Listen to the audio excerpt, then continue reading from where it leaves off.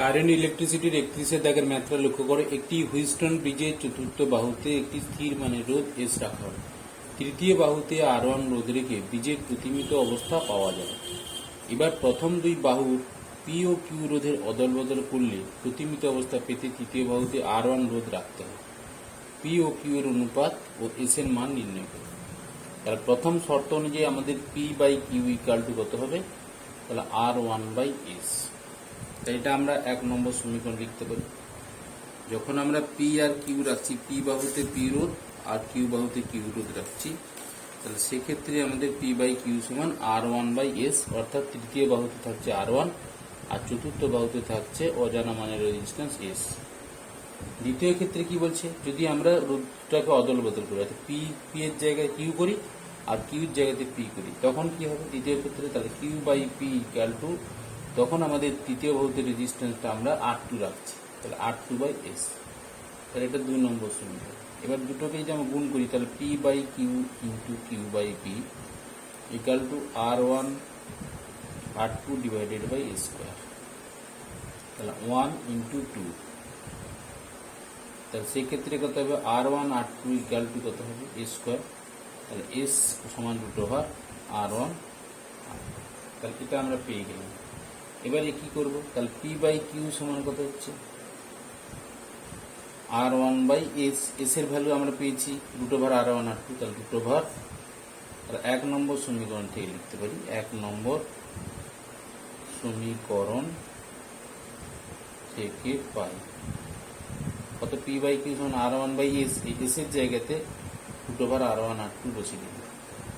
তাহলে P by Q সমান কত হবে? √R1 বাই, তাহলে এখানে আমাদের এস এর মান কত বেরোচ্ছে? √R1 R2, R P by কিউর অনুপাত হচ্ছে কত?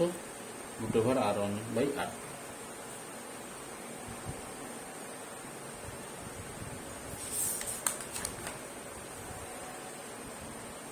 বত্রিশের দাগের ম্যাথটা লক্ষ্য করো। দুটি আর রোধের শ্রেণী সমবায়কে হুইস্টন ব্রিজের চতুর্থ বাহুতে রেখে ব্রিজটিকে তৈল করা হলো। এবার তৃতীয় বাহুর আর রোধকে স্থির রেখে এবং আর রোধ দুটির সমান্তরাল সমবায়কে চতুর্থ বাহুতে রেখে প্রথম দুই বাহুর পি ও কিউ রোধের অদল বদল করলেই ব্রিজটি তৈল অবস্থা বা প্রতিমিত অবস্থা পাওয়া যায়। পি ও কিউ এর অনুপাত এবং আর এর মান নির্ণয় করো। প্রথম ফিগারটাতে লক্ষ্য করো, পি বাহু, এটা প্রথম বাহু, এটা দ্বিতীয় বাহু, এটা তৃতীয়, এটা চতুর্থ বাহু। তাহলে চতুর্থ বাহুতে কি হচ্ছে? দুটো রেজিস্ট্যান্স আর আর দুটো রেজিস্ট্যান্সের প্রত্যেকের মান আর করে সেটাকে আমরা শ্রেণী সময় রেখেছি। তাহলে এস এর জায়গাতে আমরা রেখেছি আর রোধের একটা শ্রেণী সময়কে। তাহলে সেই ক্ষেত্রে পি বাই কিউ সমান কত হবে? পি বাই কিউ সমান আর বাই এস। এস এর জায়গায় কত হবে? তাহলে এস সমান কত? এস, এটা পি বাই কিউ সমান আর বাই এস। তাহলে এখান থেকে P by Q R by 2R। এটা আমাদের 1 নম্বর সমীকরণ আমরা পেয়ে গেলাম। দ্বিতীয় ক্ষেত্রে কি বলছে? দ্বিতীয় ক্ষেত্রে ফিগারটা দেখো, এই এস বাহুতে আমরা দুটো আর রোধের সমান্তরাল সময়কে রেখেছি এবং সেক্ষেত্রে এটাকে কিউ করেছি, এটাকে পি করে দিচ্ছি। তাহলে আমরা কি করেছি? এটাকে কিউ করেছি আর এটাকে পি করে দিচ্ছি, অদল বদল করছি। এখানে পি ছিল, এখানে কিউ, এটা কিউ ছিল, এখানে পি। তাহলে কিউ বাই পি সমান কত হচ্ছে? তাহলে আর ডিভাইডেড বাই, এখানে দুটো আর রোধের সমান্তরাল সময় তুল্য রোধ কত হবে? তাহলে সমান্তরাল সময়ের তুল্য রোধ হবে R P equal to R into R divided by 2R। তাহলে একটা আর আর কেটে গেলে আর বাই 2। তাহলে এই আর বাই 2টাকে আমরা বসিয়ে দিলাম। এবার কি করছে? 2 নম্বর। তাহলে 1কে যদি আমরা 2 নম্বর দিয়ে ভাগ করি, তাহলে 1 ভাজিত 2। তাহলে কত হচ্ছে? P by Q divided by Q by P, তার মানে P square by Q square equal to, তাহলে R by 2R divided by R by 2। তাহলে কত হচ্ছে? আর আর কেটে যাচ্ছে, তাহলে R by 2 divided by 2R। তাহলে P square by Q square equal to কত হচ্ছে? 1/4। P square by Q square equal to 1/4। তাহলে পি বাই কিউ কত হবে? পি বাই কিউ সমান 1/2। তাহলে আমরা প্রথম অ্যান্সারটা পেয়ে গেলাম, পি কিউ এর অনুপাত কত। এবার আর এর মান কত? তাহলে যে কোনো একটা সমীকরণকে আমরা ব্যবহার করবো। 1 নম্বর যে সমীকরণটা, তাহলে 1 নম্বর সমীকরণটা আমরা ধরে নিই। তাহলে P by Q equal to কত হচ্ছে? আর বাই 2R, এবং পি বাই কিউর অনুপাত কত? 1/2 আর বাই 2R। তাহলে আর সমান কত হচ্ছে? তাহলে আর ইকুয়াল টু হবে,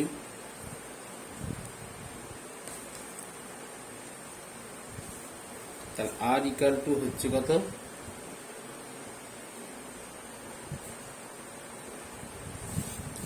টু কেটেছে, আর ইকাল টু কত হচ্ছে আর, তার মানে ঘুরিয়ে লিখতে পারি small R equal to capital আর।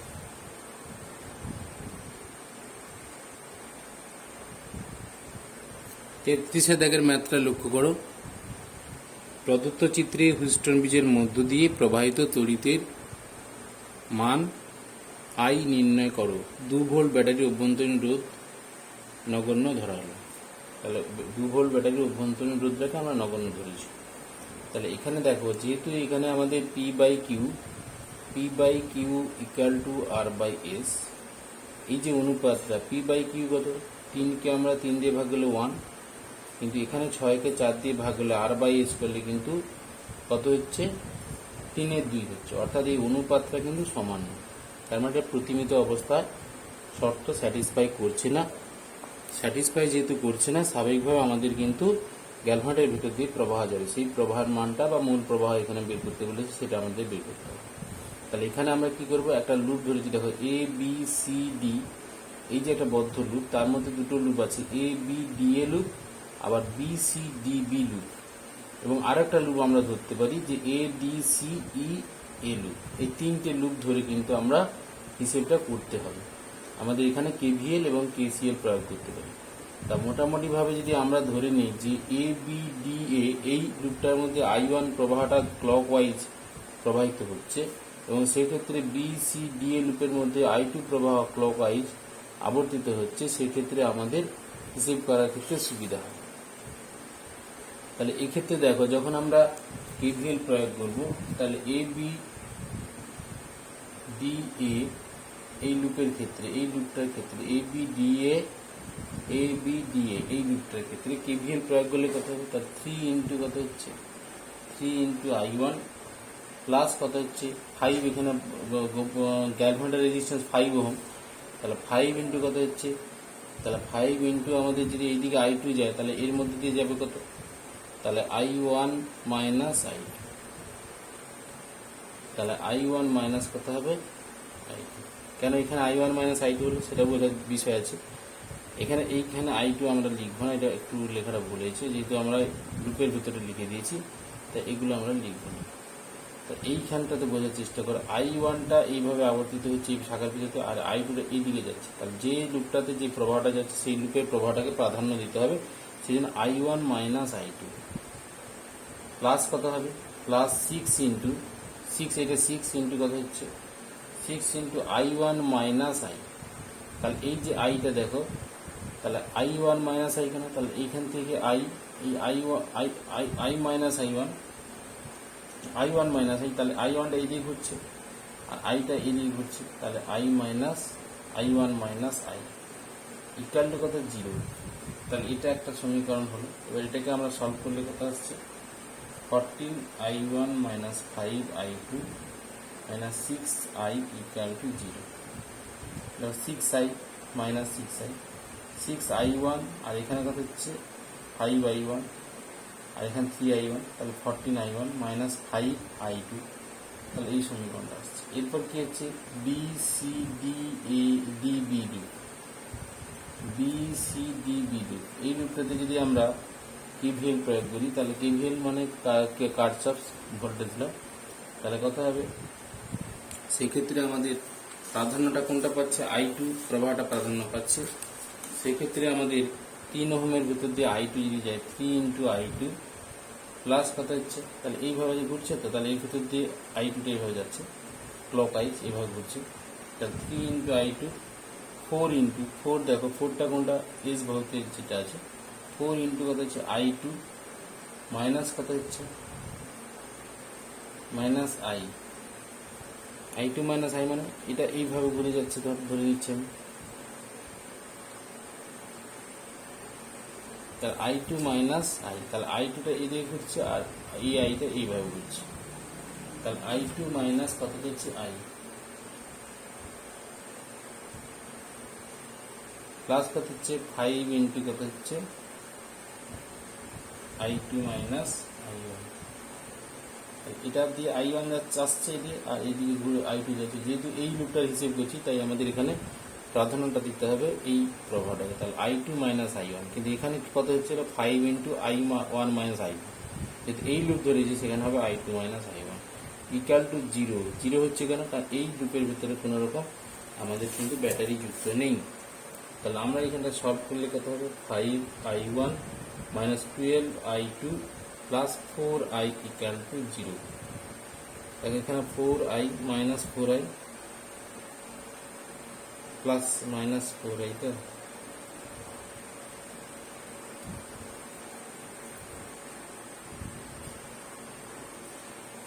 তাহলে এখানে কত হচ্ছে দেখো, হিসেব করলে এটা minus 5I1 plus 12I2 minus 4I equal to 0। এবারে মাইনাসটা আমরা কমন নিয়ে নিচ্ছি, নিয়ে এটাকে আউট করে দিলে 5I1 minus 12I2 plus 4I equal to 0। তাহলে এটা আরেকটা সমীকরণ, আমরা 2 নম্বর সমীকরণ, এখানে 1 নম্বর সমীকরণ। 3 নম্বর সমীকরণটা কি হচ্ছে ADCE লুপ, এই যে ADCE আবার এই লুপটা এই লুপটা ধরলে কত হচ্ছে, তাহলে এর ভেতর দিয়ে কত হচ্ছে, এর ভেতর দিয়ে প্রবাহ যদি আমাদের 6 ইন্টু কত হবে, তাহলে I মাইনাস I1, I1টা এইদিকে যাচ্ছে, I টা এদিকে যাচ্ছে ক্লক আইজ, তাহলে I মাইনাস I1 এইভাবে ঘুরছে, আর এটা উল্টো দিকে হচ্ছে। তাহলে এটা এই বাহুতে উল্টো দিকে, আর এটা ক্লক আইজ, এটা অ্যান্টি ক্লক আইজ হচ্ছে। তাহলে I মাইনাস কত হচ্ছে I1 plus 4 into I minus I2, এইটা দিয়ে I যদি যায় তাহলে এটা I2 এদিকে উল্টো দিয়ে যাচ্ছে, তাহলে I minus I2 equal to কত 2। কেন, এখানে একটা তড়িৎ যুক্ত আছে এই লুপটার ক্ষেত্রে। তাহলে এখানে আমরা কত পাচ্ছি 6I1 minus 4I2 plus 10I equal to 2। এই 3 নম্বর সমীকরণের 1, 2, 3 সমীকরণ সমাধান যদি করি, তাহলে I1 ইকুয়াল টু আমরা কত পাবো, I1 ইকুয়াল টু পাবো 92/267 অ্যাম্পিয়ার। I2 পাবো কত 86 ডিভাইডেড বাই 267 অ্যাম্পিয়ার। I পাচ্ছি 143 ডিভাইডেড বাই 267 অ্যাম্পিয়ার। তাহলে হুইস্টন ব্রিজের মধ্য দিয়ে প্রবাহিত তড়িতের মান কত হবে, অর্থাৎ মূল প্রবাহ যেটা I এর মান চেয়েছে, তাহলে I হবে কত 143 ডিভাইডেড বাই 267 অ্যাম্পিয়ার। এবার 34 দাগের ম্যাথটা তোমরা লক্ষ্য করো। প্রদত্ত চিত্রে AB হলো একটি সুষম পোটেনশিওমিটার। প্রদত্ত চিত্রে AB হলো একটি সুষম পোটেনশিওমিটার, তার মিটার তার, যার দৈর্ঘ্য 50 সেন্টিমিটার ও রোধ হচ্ছে 1 ওহম। E1 তড়িৎ উৎসের তড়িৎচালক বল 24 ভোল্ট এবং অভ্যন্তরীণ রোধ নগণ্য। বর্তনীতে R ইকুয়াল টু 15 ওহম। ই তড়িৎ কোষটিকে একটি গ্যালভানোমিটার G এর মাধ্যমে A ও C বিন্দুর মধ্যে যুক্ত করলে AC অবস্থানে গ্যালভানোমিটার প্রবাহ শূন্য হয়। এ তড়িৎচালক বল নির্ণয় করো। তাহলে আমাকে এখানে দেখো কি করতে হবে, এই পাশের বর্তনীটাকে এখন ধরবে না। তাহলে এই বর্তনীটা যদি আমরা না ধরি, তাহলে এই পাশের বর্তনীটার হিসেব করবো। তাহলে AB দৈর্ঘ্যের রোধ কত হচ্ছে, AB দৈর্ঘ্যের রোধ হচ্ছে 1 ওহম। তাহলে তার দৈর্ঘ্যটা কত 50 সেন্টিমিটার। তাহলে 50 সেন্টিমিটার দৈর্ঘ্যের রোধ হচ্ছে 1 ওহম। তাহলে 1 সেন্টিমিটার দৈর্ঘ্যের রোধ করতে হবে 1/50। তাহলে একক দৈর্ঘ্যের রোধ হচ্ছে 1/50 ওহম। এবার আমাদের এখান থেকে এই পাশের বর্তনীটার কথা আমরা ভুলে গিয়ে যদি শুধু এই পাশের বর্তনীটাকে আমরা লক্ষ্য করি, সেক্ষেত্রে তাহলে I প্রবাহটা IAB, অর্থাৎ এর ভিতর দিয়ে I1 যদি যায়, এর ভিতর দিয়ে যে I1 প্রবাহ তড়িৎ পাঠায়, তাহলে সেক্ষেত্রে I1 ইকুয়াল টু কত হচ্ছে E1 ডিভাইডেড বাই, তাহলে গোটা এই AB তারের রোধ কত 1 ওহম, আর এখানে 15 ওহম যুক্ত করা আছে। তাহলে সেক্ষেত্রে তাহলে E1 এর মান কত, E1 এর মান দেওয়া আছে 24 ভোল্ট। তাহলে 24 ডিভাইডেড বাই 16 অ্যাম্পিয়ার। এটা এই শাখার ভেতর দিয়ে প্রবাহ যাবে। তাহলে এই প্রবাহটা যদি যায়, তাহলে সেক্ষেত্রে আমি যখন আর একটা কোষ কে যুক্ত করছি, এই দুটো ভাগে ভাগ করছি এই রেজিস্ট্যান্সটাকে, তাহলে এর দুটো রেজিস্ট্যান্সকে দুটো ভাগে ভাগ করলে দুটো রেজিস্ট্যান্স সেই সময় যুক্ত, অর্থাৎ প্রবাহটা কিন্তু I1ই যাবে এর ভেতর দিয়ে। তাহলে এর ভেতর দিয়ে I1 প্রবাহ যাচ্ছে। তাহলে এই দু প্রান্তে বিভব প্রভেদ কত হবে, তাহলে E সমান VAC ইকুয়াল টু কত হবে, তাহলে I1 ইন্টু এই AC দৈর্ঘ্যের রোধ। তাহলে AC দৈর্ঘ্যের রোধ কত হবে, তাহলে এসি দৈর্ঘ্যের রোধ একক দৈর্ঘ্যের রোধ যদি এটা হয় 1/50 ওহম, তাহলে এটা কত 36 সেন্টিমিটার।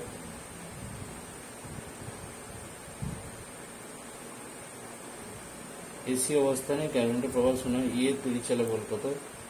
এসির দৈর্ঘ্য কি দিয়েছে কিছু দেখছি,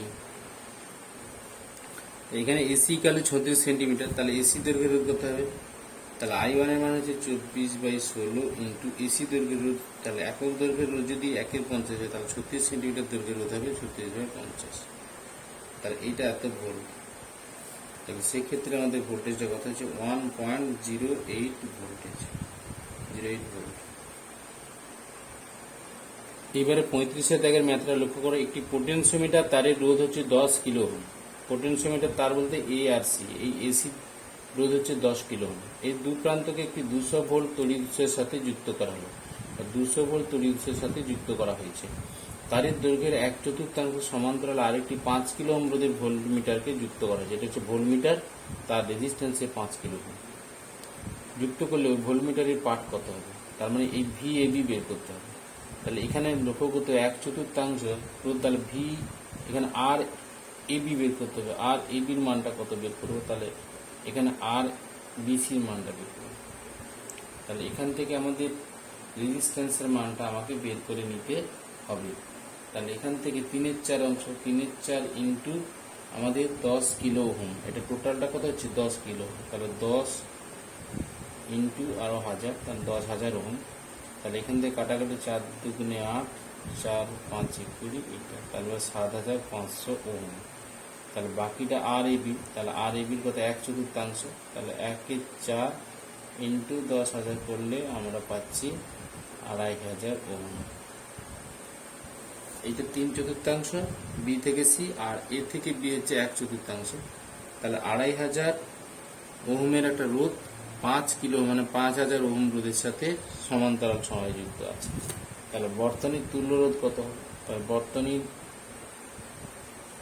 তুল্য রোধ, তাহলে আগে আমাদের কি করতে হবে 5 কিলো ওহম এবং 2.5 কিলো ওহম, মানে অর্থাৎ 2,500 ওহম এবং 5,000 ওহমের মধ্যে তুল্য রোধ বের করতে হবে, কারণ এরা সমান্তরাল সময় যুক্ত আছে।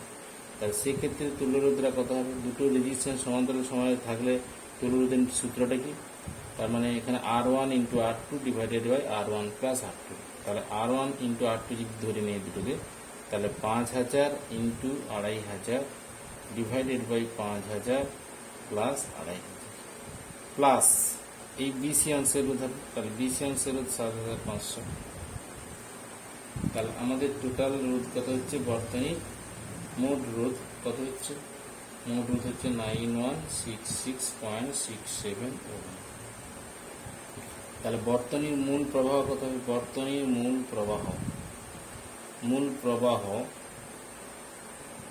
প্রবাহ আই ইকুয়াল টু কত হবে, তাহলে আই ইকুয়াল টু হচ্ছে ভি বাই আর। ভি এর মান 200 ভোল্ট, আর মানে এখানে ইকুইভ্যালেন্ট রেজিস্ট্যান্স যেটাকে বলছি, ইকুইভ্যালেন্ট রেজিস্ট্যান্স সেটা তার মান কত 9166.67, তাহলে কত মান বেরোচ্ছে, এত অ্যাম্পিয়ার বেরোচ্ছে, আমি 67, এইটা হচ্ছে আমাদের অ্যাম্পিয়ার, মূল প্রবাহ বেরিয়ে গেল। ভোল্টামিটারের পার্ট কত হবে, ভোল্টমিটারের পার্ট হচ্ছে আমাদের, তাহলে এখান থেকে ভি এ বি ভোল্টমিটারের পার্ট,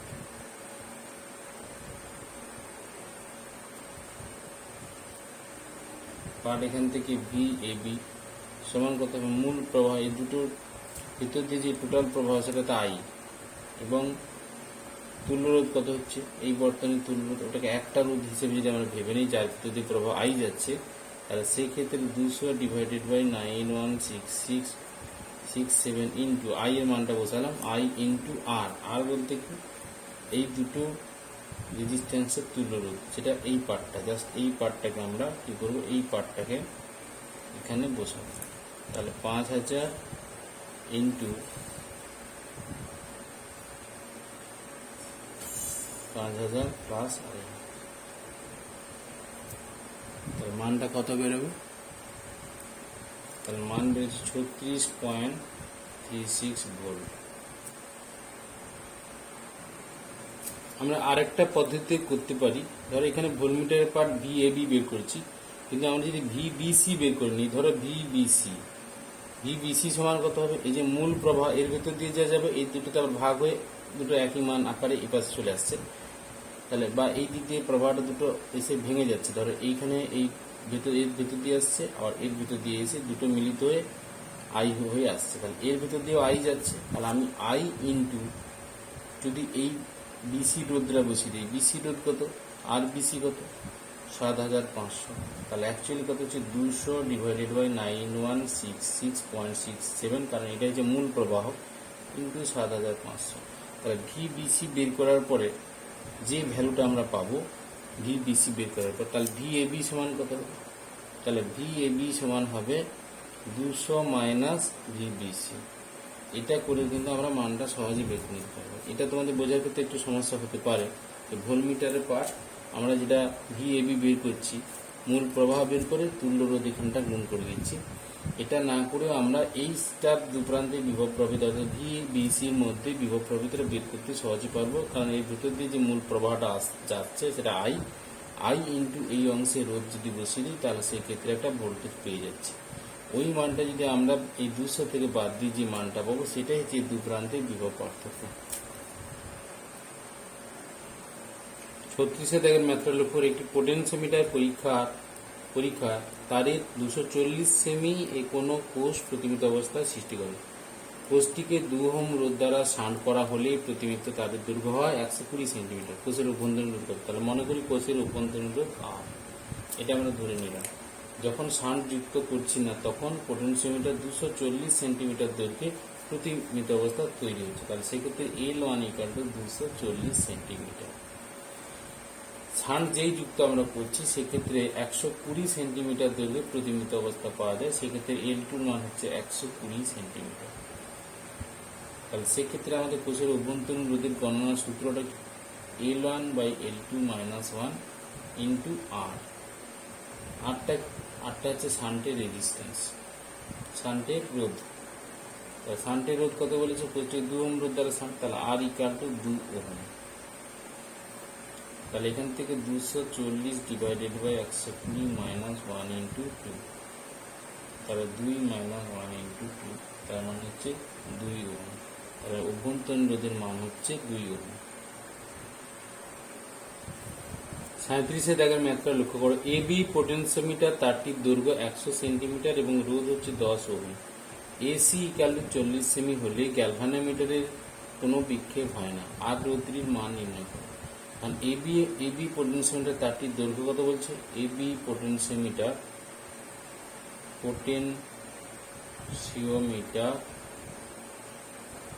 তারটির দৈর্ঘ্য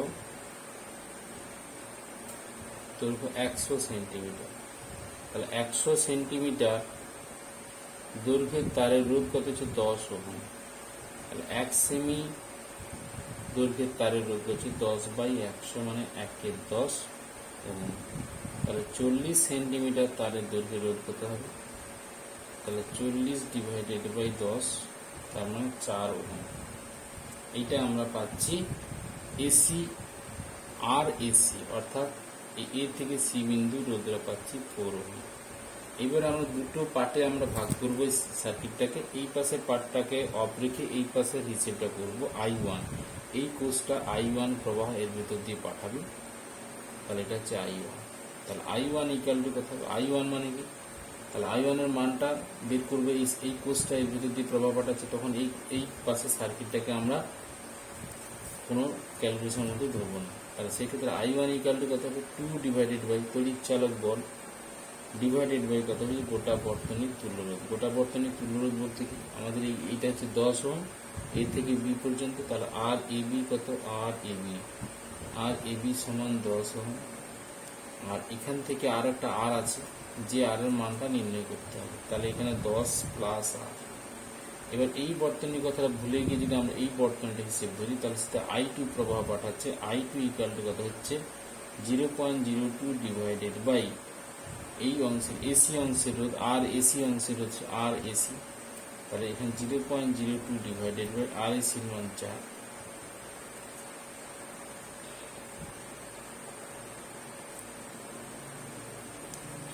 তাহলে 1/2 200, তাহলে এখান থেকে 0.5 ইন্টু 10⁻² অ্যাম্পিয়ার। তাহলে I1 ইকুয়াল টু I2 কেন করব? যখন প্রতিমিত অবস্থা তৈরি হবে তখন দুদিক থেকে যে প্রবাহটা পাঠাচ্ছে, এই I2 পাঠাচ্ছে, এই দুটো প্রবাহের মান সমান হয়ে যাবে। তাহলে I1 ইকুয়াল টু I2 যদি করে দিই তাহলে আমাদের কথা হচ্ছে 2/10 প্লাস আর ইকুয়াল টু, তাহলে এখানে 1/200 করি, তাহলে কত হচ্ছে 10 প্লাস আর ইকুয়াল টু 400। তাহলে আর ইকুয়াল টু কত হচ্ছে 390 ওহম। তাহলে আর এর মানটা হচ্ছে 390 ওহম।